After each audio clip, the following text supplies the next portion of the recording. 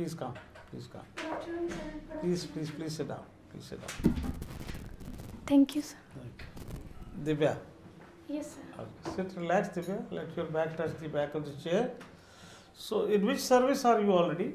Sir, Indian Police Service. Oh, very good.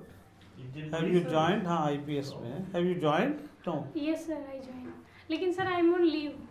Okay. Yes, And this is last year you got it? Yes, sir. Okay. And how many marks you got in the interview last year? Sir, 180. 180. Very nice. Had you come to Rouse also for your preparation? No. No, sir, last time तो मैं नहीं आई. अच्छा, इस बार आप आए हैं. Yes, sir. तो belong to Delhi. आपका इंटरव्यू हिंदी में है? Yes, sir. चलिए शुरू करते हैं. अब ये बताइए वैसे कितने मॉक इंटरव्यूज आप कर चुके हैं अब तक? Sir, this one is 4th. कहाँ गए आप? सर एक तो संकल्प में, एक KSG में और एक सर ओनली IAS में. तो कोई क्या कॉमन आपको मिला एडवाइस? सर एडवाइस तो यही मिली कि आप कॉन्फिडेंट रहिए, घबराने की बिल्कुल ज़रूरत नहीं है. कहीं कहीं सर थोड़ा सा उनको लगा कि अभी करंट अफेयर्स रिवाइज कर लीजिए, अभी आपके पास टाइम है. हाँ, टाइम तो है. तो घबराने की क्या जरूरत? अब तो नौकरी है आपके पास, वो भी पुलिस की है, डंडा आपके हाथ में है, घबराने की क्या बात है? तो शुरुआत करते हैं बेटा, बताइए अपने बारे में आप. सर मेरा नाम दिव्या तंवर है. मैं हरियाणा के महेंद्रगढ़ डिस्ट्रिक्ट से हूँ और मैंने अपनी स्कूलिंग नवोदय विद्यालय से की है. उसके बाद मैंने अपनी ग्रेजुएशन अपने डिस्ट्रिक्ट के कॉलेज से की है और UPSC में मेरा 2nd अटेम्प्ट है. जी, आपने अपने उसमें लिखा है एक्स्ट्रा करिकुलर एक्टिविटीज में spending quality time with mother. Yes sir. ये क्वालिटी टाइम क्या होता है? एक्चुअली सर 2020 का जो अंतर्राष्ट्रीय महिला दिवस था उसमें एक थीम थी कि हमारी मम्मी के पास जनरली हॉबी नहीं होती है. तो मैंने अपनी हॉबी में अपनी मम्मी को इसलिए इंक्लूड किया क्योंकि मेरी मम्मी सिंगल पेरेंट है और क्वालिटी टाइम से यहाँ मतलब है कि वो मेरा इंटरेस्ट भी है और मेरी लर्निंग भी है. इससे मैं उनका स्ट्रेस भी दूर कर देती हूँ और अपना स्ट्रेस भी. क्वालिटी टाइम से आप मतलब बताइए ना मुझे. सर क्वालिटी टाइम से ये मतलब है कि वो मेरी रुचि के साथ साथ मेरी लर्निंग भी है. इसको क्वालिटी टाइम कहते हैं? Yes sir. मतलब अगर मैं अपनी वाइफ के साथ क्वालिटी टाइम स्पेंड करता हूँ या अपने बच्चे के साथ, यस सर, तो वो होगा कि मेरी भी लर्निंग होगी साथ में? नहीं सर, क्वालिटी टाइम से मतलब ये है कि सिर्फ हम अपनी खुशी के लिए टाइम स्पेंड नहीं कर रहे हैं, हम उससे कुछ सीख भी रहे हैं. तो दैट इज क्वालिटी. तो मैं आपसे पूछ रहा हूँ कि अगर मैं अपने बच्चे के पास बैठा हूँ तो मैं क्या सीखूंगा उससे? सर मम्मी से तो मैं सीखती हूँ. अच्छा, आप तो लीडरशिप और पर्सनालिटी डेवलपमेंट का जिक्र है. अगर लीडर बनना है, यस सर. अच्छा ये बताइए, लीडर्स क्या जन्म से लीडर होते हैं? लीडर्स और बॉर्न के लीडर्स बन जाता है बंदा बाद में मेहनत से? सर मुझे ऐसा लगता है पर्सनली कि लीडर बोन से तो नहीं होते हैं. इंसान अपने थॉट से, अपने विचारों से, अपने कार्यों से. अगर मैं लीडर बनना चाहता हूँ, मैं जन्म से नहीं हूँ, तो sir. मुझे क्या गुण कोशिश करनी चाहिए कि मैं अपना लूँ? सर एक लीडर की जो सबसे अच्छी क्वालिटी जो मुझे लगती है कि उसके अंदर इंटीग्रिटी होनी चाहिए. मतलब जैसा वो सोचता है वैसा ही वो करे. Yes sir. और पॉइंट्स बताइए बस. सर दूसरा मुझे लगता है कम्युनिकेशन स्किल. उसके पास कम्युनिकेशन स्किल होने चाहिए कि जो उसके फॉलोवर्स हैं उनको वो परsuade कर सके अपनी योजनाओं के लिए, अपने विज़न के लिए. और तीसरा मुझे लगता है उसके पास एक क्लियर विज़न होना चाहिए कि उसके क्या ऑब्जेक्टिव्स हैं और कैसे उसे हासिल करना है. जैसे सर जी, कम्युनिकेशन स्किल से तो मतलब ऐसा है कि थोड़ा मुश्किल है ना. कम्युनिकेशन स्किल तो मैंने कह दिया और अगले ने नहीं समझा तो? सर कम्युनिकेशन स्किल से यहाँ मतलब सिर्फ बातें करने से ही नहीं है. जैसे सर महात्मा गांधी ने अहिंसा का सर उपयोग करके अपनी लीडरशिप दिखाई, तो कम्युनिकेशन का मतलब है कि लोगों को परsuade करने की क्षमता. अच्छा, आप ये बताएं, देश में गवर्नेंस कैसी है? क्या sir? How is the governance in India? देश में गवर्नेंस कैसी है? सर डेमोक्रेटिक कंट्री है. हाँ, देखिए मतलब अच्छी है, खराब है, कैसा राज चल रहा है? सर अच्छी है ब्यूरोक्रेसी कैसे कर रही है? सर, अच्छी है गवर्नेंस। अच्छी कैसे है? इतनी गरीबी है, इतनी अनएम्प्लॉयमेंट है, जी सर। कम्युनल टेंशन है, जेंडर बायसेस है, यस सर। वुमेन के साथ अच्छा बर्ताव नहीं होता, जी सर। दलितों, पीड़ितों, पिछड़ों के साथ नहीं होता, यस सर। और आप कह रहे हैं कि भाई अच्छी है गवर्नेंस। अच्छी कहाँ से हुई? सर, जब हम इंडिपेंडेंट हुए उसके कंपैरिजन में 75 वर्षों में हमने काफ़ी उपलब्धियां हासिल की हैं, और कुछ कमियां तो सर लगातार समय के साथ पूरी होंगी। कितना 75 ईयर्स हो गए? यस आप सर। दिव्या जी क्या कह रहे हैं? कितना टाइम लगेगा? और 75 ईयर्स? लेकिन हमने सर बहुत कुछ हासिल किया है। क्या बताइए ना, क्या हासिल किया मुझे सर, बताइए। अब कुछ भी नहीं हासिल किया जो मैं आपको उदाहरण दे रहा हूँ। बुरा सर, हाल है हर तरफ से। सबसे पहला तो मुझे लगता है सर खाद्यान्न उत्पादन में हमने सर जब हम आज़ाद हुए। चलिए ओके। जी सर। और बताएं। दूसरा सर वुमेन एम्पावरमेंट में भी हमने काफ़ी हासिल किया है। क्या जैसे सर इतनी डिस्क्रिमिनेशन है आज भी लड़कियों के साथ, बताइए। जी, लेकिन सर गवर्नमेंट ने काफ़ी कानून बनाए हैं। जैसे कानून बनाने से क्या होता है? निर्भया के केस का कांड के बाद भी रेप केस बना था कि भी फांसी की सजा होगी, जी सर। चाहे जुवेनाइल होगा या जो, कुछ नहीं हुआ, उसी तरह ही चल रहा है साहब के साथ। सर, ये डिस्क्रिमिनेशन सिर्फ भारत के स्तर पे नहीं है सर, ये तो वैश्विक समस्या है। और सर वैश्विक समस्या की बात नहीं कर रहे ना, हम तो अपने गवर्नेंस की बात कर रहे हैं। और बताइए, और क्या पॉइंट है? और सर 75 वर्षों में हमने डेमोक्रेसी को इतने अच्छे से स्टेब्लिश किया है कि हम लगातार सर एक डेमोक्रेटिक कंट्री रहे हैं। और सर गरीबी भी सर, जब जिस टाइम हम आज़ाद हुए उस टाइम से लेकर अब तक सिर्फ हमारी गरीबी 21% बची है। अच्छा, ये जो एनर्जी सेक्टर है इसका एक मुझे आप बताइए ओवरव्यू 360 डिग्रीज यस सर। कि क्या सिचुएशन है? सर एनर्जी सेक्टर में COP26 में प्राइम मिनिस्टर ने पंचामृत की घोषणा की थी। उसके बाद से सर हम लगातार रिन्यूएबल एनर्जी को बढ़ावा दे रहे हैं, लेकिन अभी भी हमारी 70% एनर्जी है वो सर कोल से और फॉसिल फ्यूल्स, 60% सर कोल से और फॉसिल फ्यूल से पूरी होती है। 40% के लिए सर हम रिन्यूएबल एनर्जी का यूज़ करते हैं, जिनमें solar power, wind power, thermal energy, इन सब का उपयोग करते हैं। मेरा लास्ट प्रश्न है, दिल्ली में आप पढ़े हैं, दिल्ली का जो एडमिनिस्ट्रेटिव स्ट्रक्चर है वो ज़रा बताइए मुझे क्या है?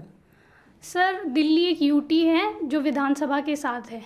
इसमें सर लॉ, लैंड और पुलिस, इन पे सर सेंट्रल गवर्नमेंट का अधिकार है, और बाकी सब्जेक्ट्स पर सर स्टेट गवर्नमेंट का अधिकार है। ठीक, थैंक यू सर। दिव्या, अगर आप डिस्ट्रिक्ट मैजिस्ट्रेट बन जाती हैं यस सर। किसी ज़िले की, यस सर। तो आप बताइए डिस्ट्रिक्ट मैजिस्ट्रेट की का क्या रोल होता है और क्या उसकी रिस्पॉन्सिबिलिटीज़ होती हैं? सर डिस्ट्रिक्ट मजिस्ट्रेट बेसिकली अपने सर डिस्ट्रिक्ट में गवर्नमेंटल डेवलपमेंट पॉलिसीज़ बनाने के लिए जिम्मेदार होता है। पॉलिसीज़ बनाने के लिए? सर इम्प्लीमेंट करने के लिए, गवर्नमेंट की जो भी पॉलिसीज़ हैं उनको इम्प्लीमेंट करने के लिए। दूसरा sir law and order maintain करने के लिए सर जो तात्कालिक अधिकार होता है वो एसपी का होता है, लेकिन अल्टीमेट जो सर होता है वो डीएम का होता है। तो डीएम, आपने ठीक बोला कि वो सेंट्रल और स्टेट गवर्नमेंट्स की जो पॉलिसीज़ होती हैं उनको इम्प्लीमेंट करता है। Yes sir. और पॉलिसीज़ ज़्यादातर अच्छी फॉर्मुलेशन होती है पॉलिसी। जी सर। पर इम्प्लीमेंटेशन में कसर रह जाती है। जी सर। अब आप बताइए, आप अगर डीएम बन जाती हैं तो इम्प्लीमेंटेशन को बेहतर कैसे करेंगे? सर इम्प्लीमेंटेशन को बेहतर करने के लिए मुझे लगता है जो सबसे पहली चीज़ है वो अवेयरनेस फैलाने की है। सर लोगों को योजनाओं के बारे में जानकारी नहीं होती है, तो मैं कोशिश करूँगी। आगे और क्या करेंगे? और सर मैं पंचायती राज इंस्टीट्यूशन को अपने इम्प्लीमेंटेशन में शामिल करूँगी, ताकि तो पहले ही हो रहा है। पंचायती राज जहाँ जहाँ है वहाँ तो चल ही रहा है, जहाँ पंचायती राज नहीं है वहाँ कुछ भी नहीं कर सकती, क्योंकि पॉलिसी तो आप बना नहीं सकती। जी सर। और बताइए। सर मैं कोशिश करूँगी कि महिलाओं पे बेहतर काम किया जाए। अच्छा, अब आप ये बताइए कि करप्शन को कैसे हैंडल करेंगे?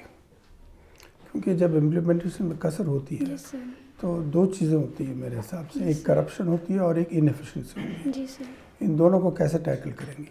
सर करप्शन को कम करने के लिए हम टेक्नोलॉजी का यूज़ बढ़ा सकते हैं सर। वो कैसे? सर जैसे ई गवर्नेंस का यूज़ कर सकते हैं, CCTVs का यूज़ कर सकते हैं। भाई अगर आपकी टीम के अंदर 2 आदमी करप्ट हैं और आपको पता लग जाता है कि करप्ट है, यस सर। तो वहाँ टेक्नोलॉजी क्या चलाओगे? तो उनके खिलाफ कुछ कार्रवाई करनी पड़ेगी ना। यस सर, ऑब्वियसली सर, अगर मेरे टीम में या मेरे डिपार्टमेंट में कोई भी करप्ट इंसान मिलता है तो सर उसके खिलाफ 0 टॉलरेंस की नीति अपनाई जाएगी। जो भी प्रोसीजर होएगी सर लो की, प्रोसीजर तो बड़ा लंबा चलता है, उसके खिलाफ एक्शन, लेकिन सर हम कानून के तहत ही कर पाएंगे सर। नहीं तो फिर तो कोई बात नहीं बनेगी ना। अगर आप प्रोसीजर चलाएंगे तो ज़्यादा से ज़्यादा आप सस्पेंड कर देंगी, यस सर। 3 महीने बाद वापस आ जाएगा, तनख्वाह भी उसको मिलती सर रहेगी। पहले मैं कोशिश करूंगी कि करप्शन हो ही ना पाए इस लेवल पे, लेकिन अगर अच्छा, होता है, इनएफिशिएंसी दूसरा कारण जो मैंने बताया, जी उसको सर। कैसे डील करेंगी?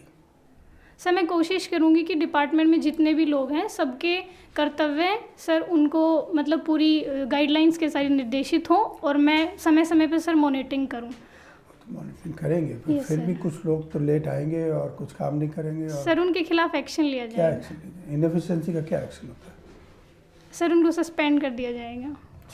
हो सकता है इनएफिशिएंसी के लिए सस्पेंड। मतलब अगर सर कोई अपना वर्क ढंग से नहीं करता है तो। अच्छा, आपने पंचायत के बारे में बात की, जी सर। तो पंचायत में बताइए कि पंचायत जो है आजकल फिजिकली डिपेंडेंट है यस सर। स्टेट गवर्नमेंट की ग्रांट्स के ऊपर और सेंट्रल गवर्नमेंट की ग्रांट्स के ऊपर। Yes sir. तो इसका क्या कारण है और क्या सोल्यूशन है? सर इसका कारण ये है कि सर पंचायती राज इंस्टीट्यूशन होते हैं उनका सर जो खुद का टैक्स लगाने का होता है कलेक्शन वो बहुत कम होता है। ऐसा और क्यों? क्योंकि सर स्टेट गवर्नमेंट है उनको पूरी पावर नहीं देती है। अगर पावर दी भी हुई है फिर भी टैक्स नहीं लगाते। सर उसका एक कारण ये हो सकता है कि वो लोगों के बीच में रहते हैं, तो सर ये कमी बताई गई है कि अपने लोगों के बीच में रहने पर टैक्स लगाने में थोड़ी समस्या होती है। फिर रिसोर्सेज कहाँ से आएंगे, काम कैसे करेंगे? सर इसके लिए कर सकते हैं कि जैसे जो भी त्यौहार होते हैं जैसे मेले होते हैं उन पे टैक्स लगा सकते हैं हम सर। और दूसरा सर एक इसका इनोवेटिव आइडिया हो सकता है कि सर म्युनिसिपल या सर विलेज बॉन्ड्स जारी किए जा सकते हैं ताकि लोगों को अट्रैक्ट किया जाए इन्वेस्टमेंट करने के लिए। और क्या दिक्कतें होती हैं पंचायत के पास? एक तो फाइनेंशियल हमने Yes, डिस्कस sir. किया, और Yes, भी तो sir. दिक्कतें होती हैं पंचायत Yes, को। sir. क्या? सर एक होता है उनके पास इंफ्रा की कमी होती है, जैसे सर 24% पंचायतें हैं जो हमारी उनके पास बिल्डिंग नहीं है सर। दूसरी सर समस्या होती है सर अवेयरनेस कम होती है सर, क्योंकि सर डिजिटल लिटरेसी, अभी डिजिटल इंडिया की बात हो रही है लेकिन जो हमारे पंचायती राज इंस्टीट्यूशंस के रिप्रेजेंटेटिव होते हैं उनके पास सर डिजिटल लिटरेसी कम होती है और अपने अधिकारों के बारे में उतनी अवेयरनेस नहीं होती है।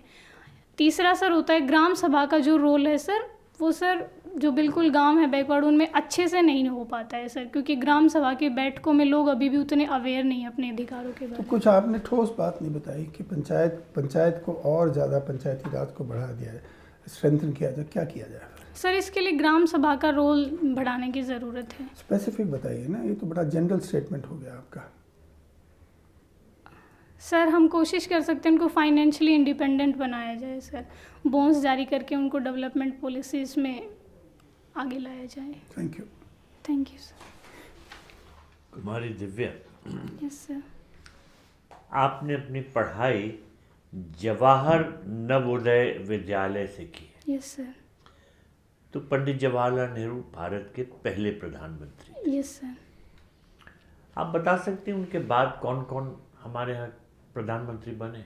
Yes sir. Sir Jawaharlal Nehru के बाद लाल बहादुर शास्त्री, उसके बाद सर कुछ टाइम के लिए गुलजारी लाल नंदा रहे थे जी। इंटरिम प्राइम मिनिस्टर, जी जी सर। मेन ओके। प्राइम। उसके बाद सर इंदिरा गांधी जी, एंड उनके बाद सर एक का मुझे नाम याद नहीं आ रहा लेकिन 1979 में बने थे जो सर। कौन? सर मुझे एक्चुअली रिकॉल नहीं कर पा रही हूँ मैं सर। पंडित जवाहरलाल नेहरू के बारे में आप क्या बता सकते हैं? उनका क्या महत्व है भारत के संदर्भ में? सर सबसे पहले जो उनका महत्व है, उन्होंने सर जो कॉन्स्टिट्यूशन बनाने में अपना योगदान दिया था सर, और भारत के पहले प्रधानमंत्री रहे हैं, इसलिए उन्होंने सर सोशलिस्ट मॉडल पर पंचवर्षीय योजनाएं लाई भारत को सर विकास के पथ पे आगे ले जाने के लिए। इंडस्ट्रियलाइजेशन को बढ़ावा दिया सर, PSUs को बढ़ावा दिया। और एक उनका सर जो सबसे बड़ा योगदान रहा है, उनका सर सेक्युलरिज्म पे बहुत ज़्यादा जोर रहा है। और सर अभी तो मैं सर भारत की विदेश नीति और नेम में उनका बहुत बड़ा योगदान रहा है सर। चलिए, यस सर। आपके डैफ में मैंने देखा कि आप personality development programme of Vivekananda Seva Samiti yes sir. में आपने काम किया है इसमें। Yes sir. तो स्वामी विवेकानंद जो है, उनका जन्मदिन यस सर। भारत में किस तरह मनाया जाता है हर वर्ष? सर विवेकानंद जी के जन्मदिन को राष्ट्रीय युवा दिवस के रूप में मनाया जाता है, क्योंकि सर उन्होंने बेसिकली भारत के विकास के लिए युवाओं को एम्पावर करने की बात कही थी। किस दिन होता है उनका जन्मदिन? सर मैं अभी किस महीने में होता है? सर जनवरी में होता है। 12 जनवरी। यस सर, 12 जनवरी। उनका असली नाम क्या था? सर नरेंद्र दत्त। नरेंद्र, बस? नरेंद्र दत्त। कुछ और भी था उसके आगे? सॉरी सर मैं। अब आप ये बताइए कि आप हरियाणा में आईएएस ऑफिसर के तौर पे काम करना चाहती हैं। जी सर। तो हरियाणा के डेवलपमेंटल चैलेंजेस की व्याख्या क्या है, आप उसके बारे में बताएं। सर हरियाणा के डेवलपमेंटल चैलेंज में सबसे पहला तो ये है कि सर वहाँ की अनएम्प्लॉयमेंट रेट बहुत ज़्यादा है। हमारी sir national average unemployment rate 8.3 है, लेकिन सर हरियाणा की 37.4% है। तो वहाँ पे अनएम्प्लॉयमेंट रेट बहुत ज़्यादा है, ये सबसे बड़ा चैलेंज है सर। दूसरा सर हमारे हरियाणा में सर महिलाओं को लेके सर पैट्रियार्की कुछ ज़्यादा विद्यमान है, इसलिए सर महिलाओं को sir social spheres, public spheres में इतना इंक्रेज नहीं किया जाता है। तो ये डेवलपमेंट चैलेंज है। तीसरा सर अभी तो मैं यही सोच पाई। कितने डिस्ट्रिक्ट्स हैं हरियाणा में? सर 22। और लोकसभा की कितनी सीटें हैं? सर 10। अच्छा, अभी बताइए कि भारत के जो पड़ोसी देश हैं, यस सर। इनके साथ जो रिश्ते हैं, यस सर। उन पे आप कभी ध्यान देती हैं उनके बारे में? Yes sir.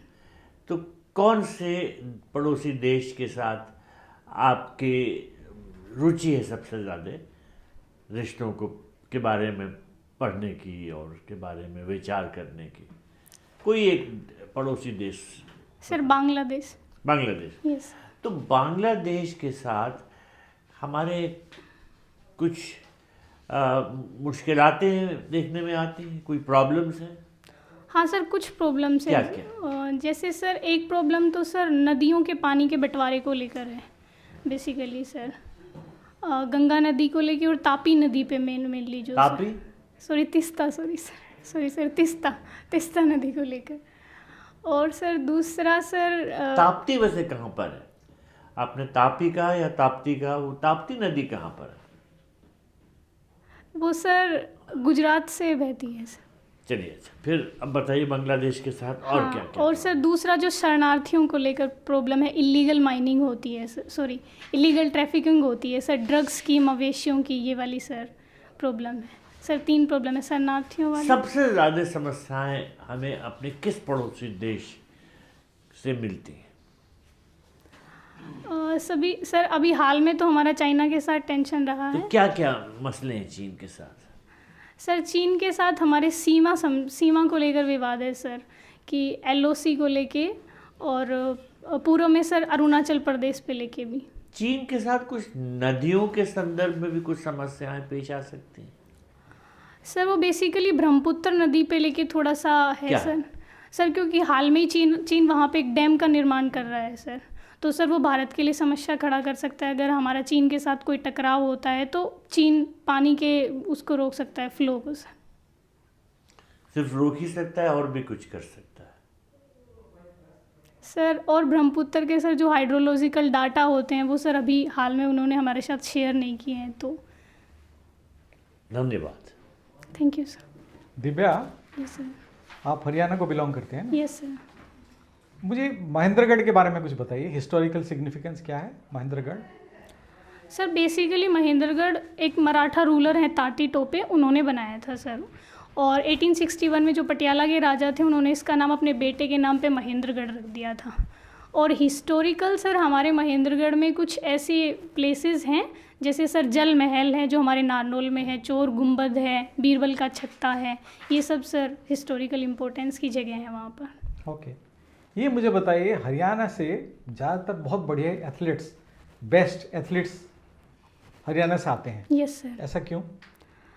सर हरियाणा से बेस्ट एथलीट इसलिए आते हैं क्योंकि हरियाणा का सर इंफ्रास्ट्रक्चर बहुत अच्छा है, जो स्पोर्ट्स इंफ्रास्ट्रक्चर है।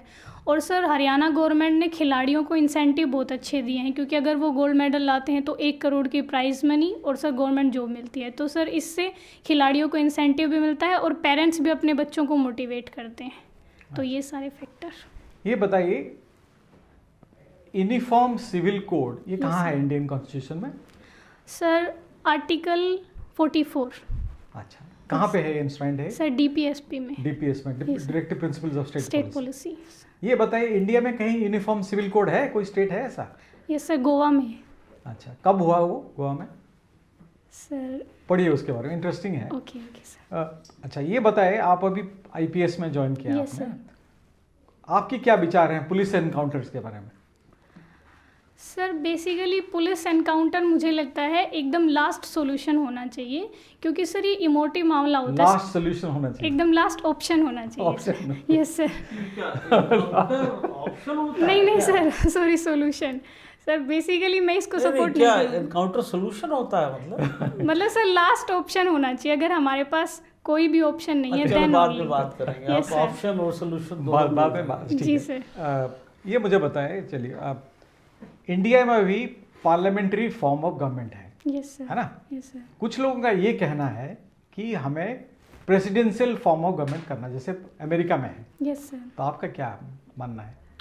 सर संविधान सभा में भी इस पे जिक्र हुआ था कि कौन सी हम अपनाएं, लेकिन मुझे ऐसा लगता है सर पार्लियामेंट्री फॉर्म की बजाय डेमोक्रेसी में सर उत्तरदायित्व तो अधिक होता है सर, इसलिए हमारे संविधान निर्माताओं ने ये वाली चुनी और मुझे भी सर ये बेहतर लगती है। तो प्रेसिडेंशियल फॉर्म तो अच्छा होता है, फॉर्म ऑफ गवर्नमेंट। लेकिन सर उत्तरदायित्व की बात होती है तो फ्रांस में बताइए क्या गवर्नमेंट है वहाँ, किस टाइप का गवर्नमेंट है फ्रांस में? सर वहाँ पे प्रेसिडेंट है जिसका, प्राइम मिनिस्टर भी है। सॉरी मुझे नहीं, अच्छे से नहीं पढ़ लीजिए, पता है। फ्रांस में दोनों है, ओके प्रेसिडेंट भी है और प्राइम मिनिस्टर भी है। Okay sir. प्रेसिडेंट ज़्यादातर पावरफुल है वहाँ, तो Yes, he is the sir. Real executive. Okay, Yes, sir.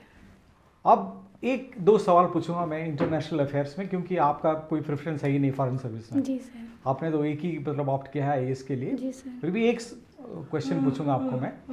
ये बताइए, अभी पाकिस्तान के प्राइम मिनिस्टर जो हैं, यस सर। उन्होंने कहा है कि मैं बात करना चाहता हूँ, Yes, sir. भारत से बात करना चाहता हूँ, यस सर।